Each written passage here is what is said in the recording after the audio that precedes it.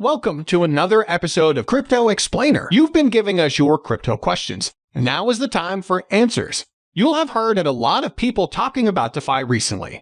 But what is it? Before that, if you are new to this channel, welcome to Crypto Explainer, and don't forget to press the subscribe button and hit the bell icon for instant notification. DeFi is an abbreviation for decentralized finance. Simply put, it aims to create decentralized versions of traditional financial instruments and services. These provide more transparent and accessible options for financial tools, things like savings, loans, insurance, and so on. Essentially, any form of cryptocurrency is technically DeFi. What Bitcoin is to cash, DeFi is to traditional financial instruments. It's a decentralized, global, digital, and permissionless alternative that promises you control of your own assets. Not just more control, like modern banks and fintechs. Total control. The applications are endless.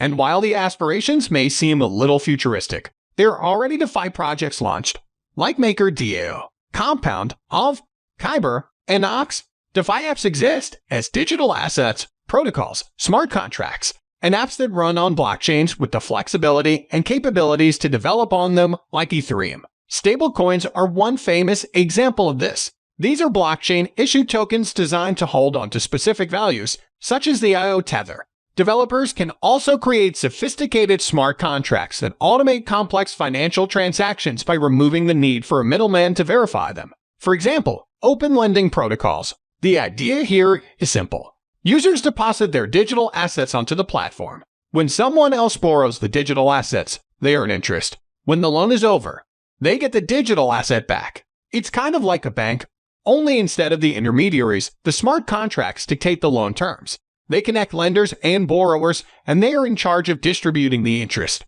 Because there's no middleman, the lender gets all the interest. There's also no credit checks, meaning broader access to people that cannot tap into traditional services. Ultimately, with DeFi you can do everything from underwriting debt to gain investment returns to using derivatives. The limits are endless. So where does DeFi go from here? Systems that allow borrowers to access DeFi tools similar to credit scores that also maintain privacy. There are also prospects of blockchain-based, decentralized, autonomous organizations known as DAO. These can be set up to run DeFi apps without anything but the code to govern through the stakeholder votes. The future definitely looks bright. So let us know what you think about DeFi in the comments. Don't forget to like and subscribe.